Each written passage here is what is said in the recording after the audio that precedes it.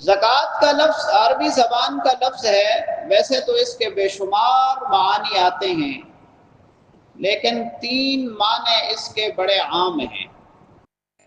اس میں سے پہلا معنی ہے پاکیزگی اور طہارت، اور اس لغوی معنی کے اعتبار سے اصطلاحی طور پر فریضہ زکوٰۃ کو بھی بڑی مناسبت حاصل ہے کہ جو شخص اپنے مال کی زکوٰۃ ادا کرتا ہے اس کا مال پاک اور صاف ہو جاتا ہے۔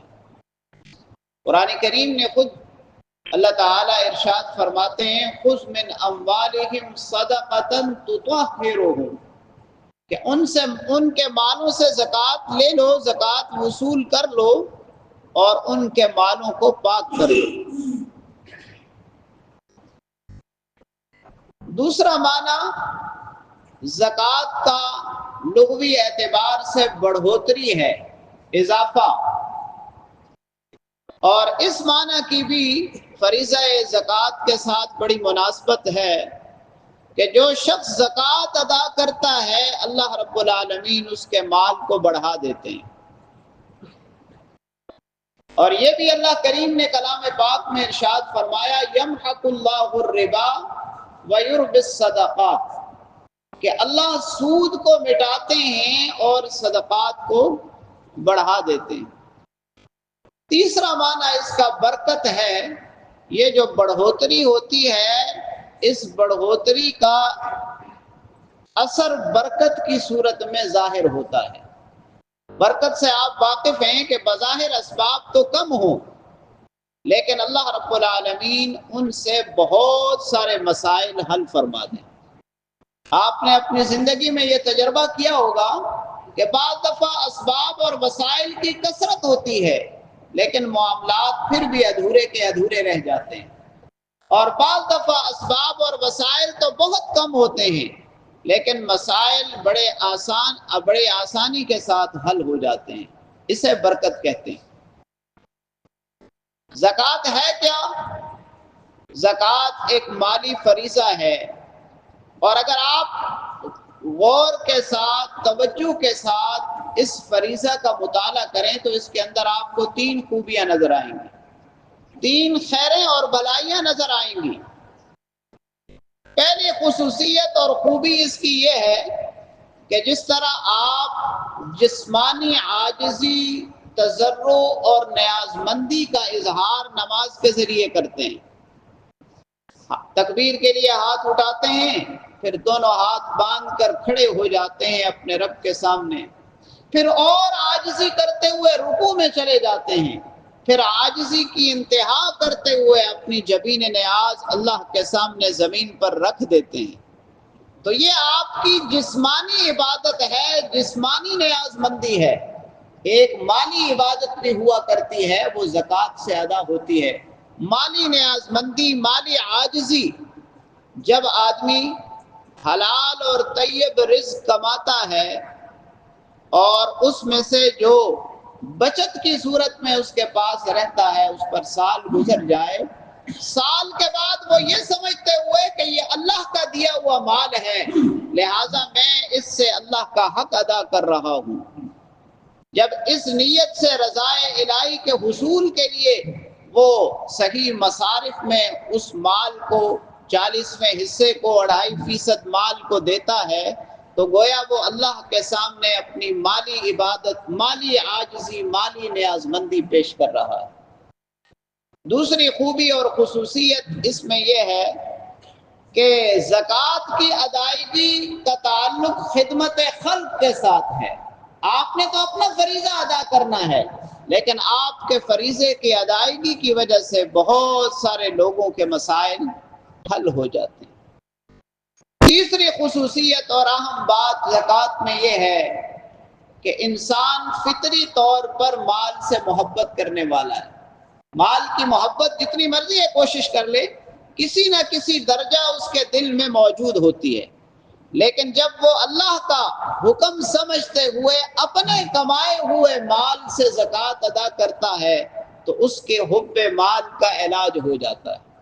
یعنی وہ یہ سمجھ رہا ہوتا ہے کہ کمایا ضرور میں نے ہے، لیکن مجھے کمانے کی توفیق تو اللہ نے دی ہے، مجھے صحت، مجھے طاقت اور قوت اور کمانے کے لیے اسباب تو اللہ نے عطا کیے ہیں، لہذا یہ مال اللہ کا دیا ہوا ہے، اس لیے میں اللہ کے حق کو ادا کروں گا۔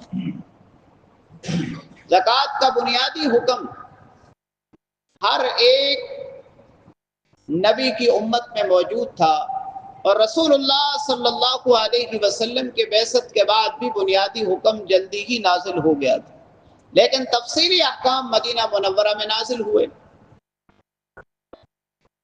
زکوٰۃ کس پر فرض ہے؟ دوسری بات، زکوٰۃ صاحب نصاب پر فرض ہے۔ اگر کسی شخص کے پاس صرف سونا ہے تو 7.5 تولے سونا ہونا چاہیے، صرف چاندی ہے تو 52.5 تولے چاندی ہونی چاہیے، یا مال تجارت کرتا ہے تو مال تجارت 52.5 تولے چاندی کی قیمت کے برابر، اور نقدی بھی 52.5 تولے چاندی کی قیمت کے برابر۔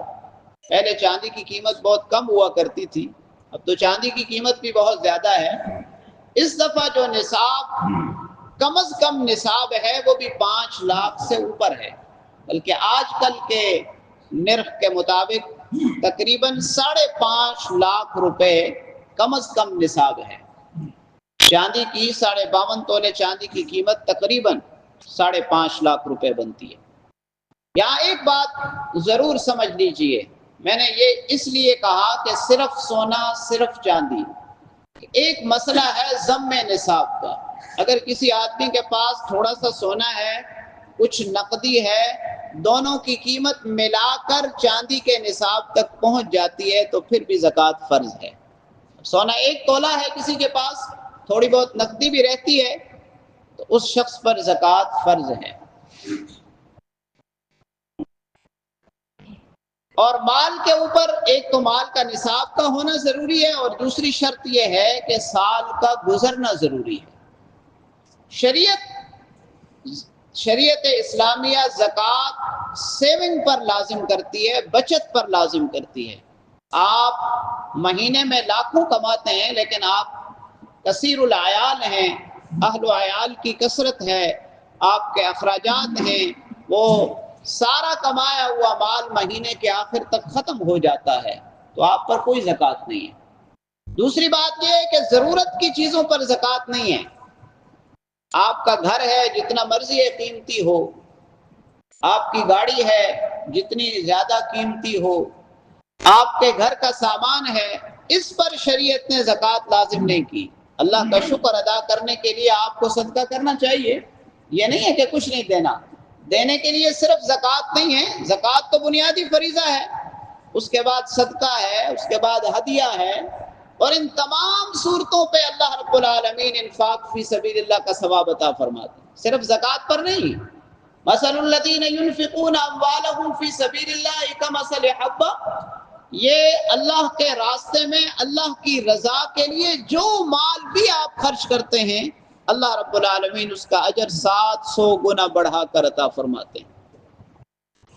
کہیں آپ زکوٰۃ دیتے ہیں، کہیں صدقہ دیتے ہیں، کہیں عقیدت کا تعلق ہے تو ہدیہ دیتے ہیں، کہیں اپنے بچوں پر خرچ کرتے ہیں، کہیں اپنے دوستوں پر خرچ کرتے ہیں، تو اللہ کی رضا کے لیے شرط یہ ہے کہ آپ کے خرچ کرنے کا مقصد اپنی ناموری نہ ہو، اپنی شہرت نہ ہو، کوئی دنیاوی مقصد نہ ہو، صرف اور صرف کیا ہو؟ اللہ کی رضا ہو، تو اللہ رب العالمین یہ ثواب عطا فرماتے ہیں۔ تو جو صاحب نصاب ہے، 7.5 تولے سونے کا مالک، 52.5 تولے چاندی کا مالک، 52.5 تولے چاندی کی قیمت کے برابر نقدی کا مالک یا مال تجارت کا مالک ہے، تو وہ سال گزرنے کے بعد زکوٰۃ ضرور ادا کرے۔ زکوٰۃ کا تعلق رمضان سے نہیں ہے، کسی بھی طور پر آپ سال پورا ہونے پر زکوٰۃ ادا کر سکتے ہیں۔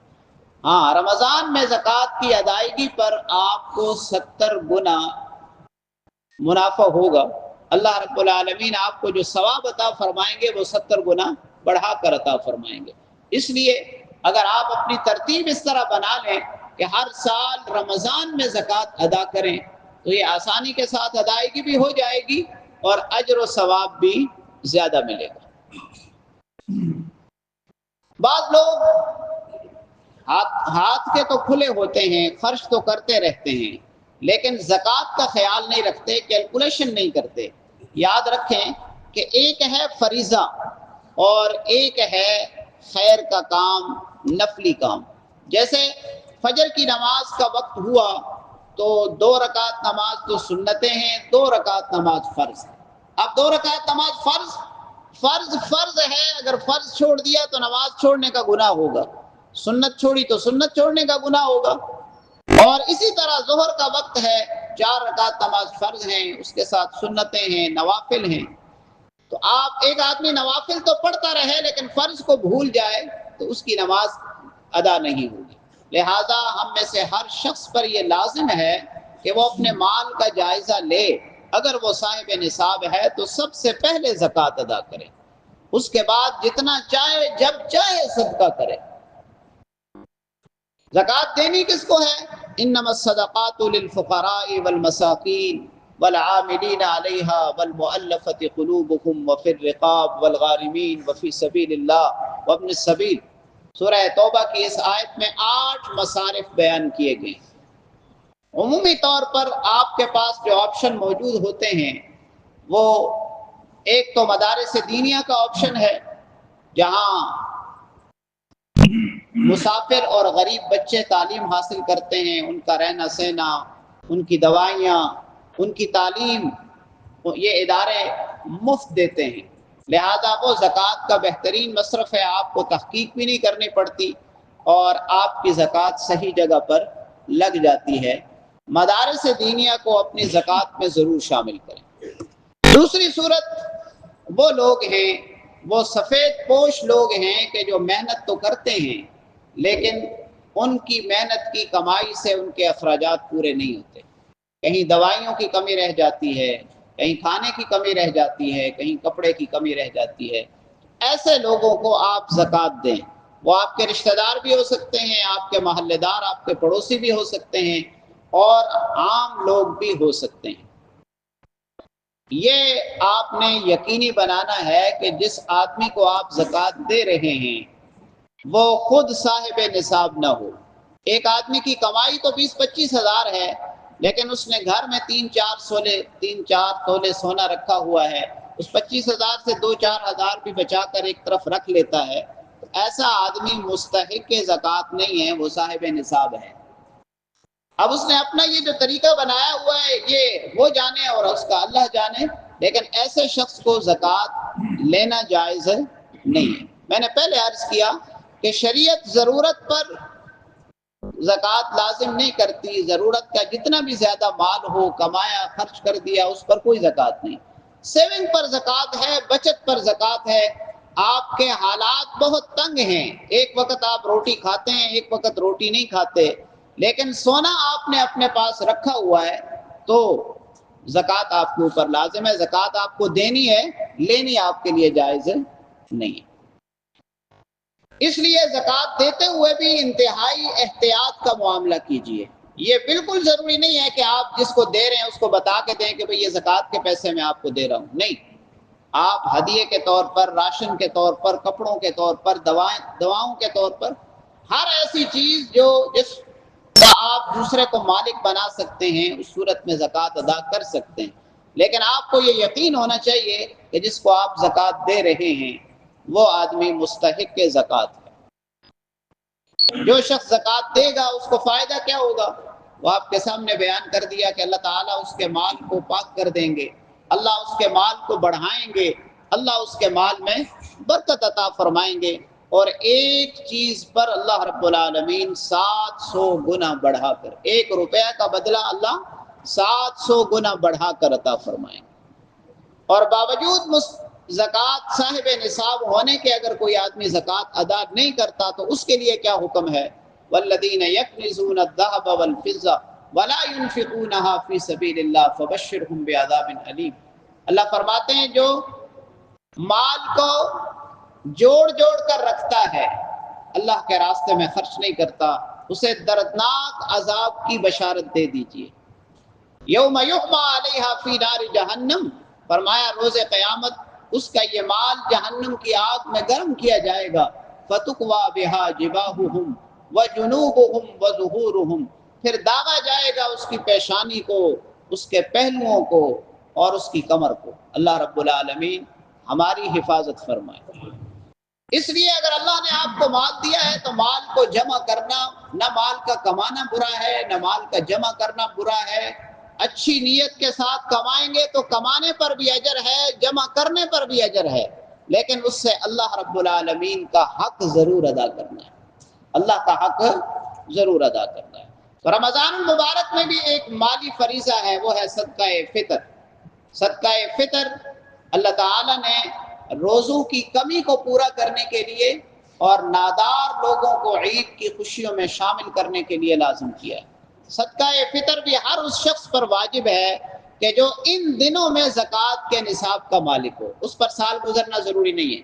عید کے دنوں میں اگر کوئی آدمی صاحب نصاب ہو، اس کے پاس اتنا مال ہو کہ وہ صاحب نصاب ہے، تو اسے چاہیے کہ اپنی طرف سے بھی صدقہ فطر ادا کرے اور اپنی نابالغ اولاد کی طرف سے بھی صدقہ فطر ادا کریں۔ صدقہ فطر نبی پاک صلی اللہ علیہ وسلم نے 4 چیزوں سے بیان فرمایا۔ گندم سے 2.25 کلو گندم، احتیاطاً آپ 2 کلو کر لیں، گندم ہو یا گندم کا آٹا ہو جو آپ خود اپنے گھر میں استعمال کرتے ہیں، اس کی قیمت دے دیں۔